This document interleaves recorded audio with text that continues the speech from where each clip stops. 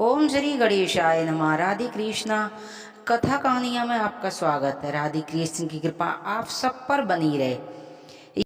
आइए सुनते हैं सूर्य नारायण की व्रत कथा की, जिसके सुनने से सभी मनोकामनाएं पूरी होती हैं। देवों के देव सूर्य को जगत की आत्मा कहा गया है। शायद इसी वजह से वैदिक काल में भी सूर्य की पूजा आराधना की जाती है। ज्योतिषी शास्त्रों में सभी ग्रहों के अधिपति यदि सच्चे मन से और श्रद्धा से सूर्यदेव की पूजा की जाए, वह जातक जीवन सुख संपन्नता से भर जाता है। यही नहीं, हर जगह उनके प्रयासों को सफलता मिलती है, कभी भी निराश नहीं होना पड़ता है। इसीलिए कहा जाता कि अगर केवल सूर्य की देव की पूजा कर ली जाए तो जातक पर सभी ग्रह कृपा करने लगते हैं। आइए जानते हैं कि कैसे करते हैं सूर्यदेव की पूजा, और वह कौन सी कथा है कि जिसके पढ़ने से सूर्य देवता धनवान बना देते हैं। सूर्यदेव को नियमित रूप से जल चढ़ाना चाहिए, लेकिन ऐसा नहीं कर पाते तो केवल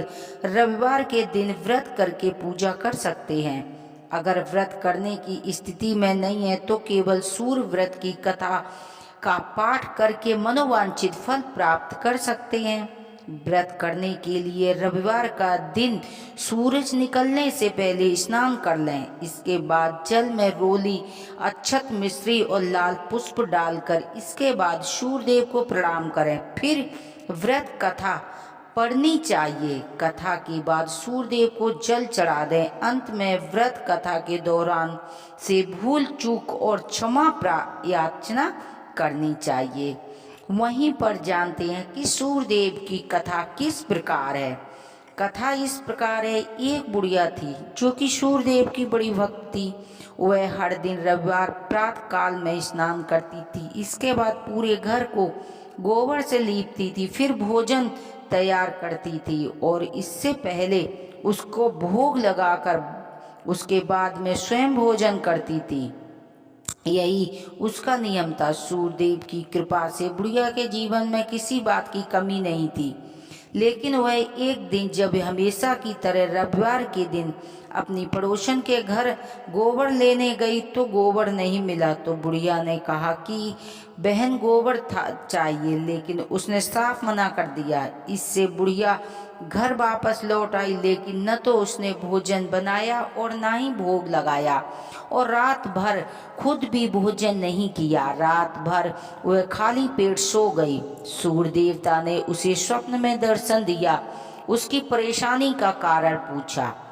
बुढ़िया ने दुख का कारण सुनाकर सूर्य देवता ने उसे सर्व कामना पूर्ण एक गाय का आशीर्वाद दिया और अंतर ध्यान हो गई। जब बुढ़िया की आंख खुली तो वह हैरान हो गई। उसने देखा कि उसके आंगन में तो एक गाय के साथ एक सुंदर सा बछड़ा बंधा है। उसने गाय को घर से बाहर बांध दिया। इधर पड़ोसन की भी उसकी नजर पड़ी तो उसने देखा कि बुढ़िया की गाय ने तो सोने का गोबर किया है। पड़ोसन ने मौका देखकर बुढ़िया की गाय का गोबर अपनी गाय के पास रख बदल दिया। सूर्य देवता ने जब ऐसा देखा तो उन्होंने जोर की आंधी चला दी। इससे बुढ़िया ने गाय को घर के अंदर बांध लिया। सुबह जागने पर उसने देखा कि गाय ने सोने का गोबर किया है। तब वह उसे भीतर ही बांधने लगी। बुढ़िया की पड़ोसन ने को बड़ी ईर्ष्या हुई। वह राजा के पास पहुंची और उसे पूरी बात बताई। ये सुनते ही राजा ने अपने सिपाहियों को भेजकर और अपने यहाँ गाय मंगवा ली। लेकिन कुछ ही देर में राजा का पूरा महल गोबर से भर गया। राजा ने सिपाहियों को आदेश देकर गाय को बुढ़िया के पास छोड़ने का निर्देश किया और पड़ोसन को दंड दिया। इसके साथ ही संपूर्ण प्रजा को सूर्यदेव का व्रत और पूजन करने के लिए कहा जाता है कि सूर्यदेव की कृपा से बुढ़िया के जीवन में ही हर तरह संपूर्ण राज्य के लोगों को सुख समृद्धि की प्राप्ति हुई। मान्यता है कि इस व्रत कथा को सच्ची श्रद्धा से पढ़कर धन लाभ तो होता ही है, साथ ही सभी मनोकामनाएं पूरी होती हैं। जो इस कथा को पढ़ता है और सुनता है उसकी सभी मनोकामनाएं सूर्य भगवान पूरी करते हैं। कर्पूरी गौरम करुणावतारम संसादिशारम भुजगेन्द्रहारम सदा वसंतम हृदयारिविन्दे भवं भवानी सहितं नमामि।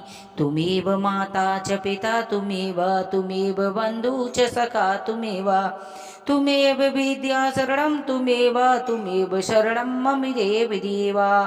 हर हर महादेव की जय, मैया पार्वती की जय, बोलो सूर्य भगवान की जय।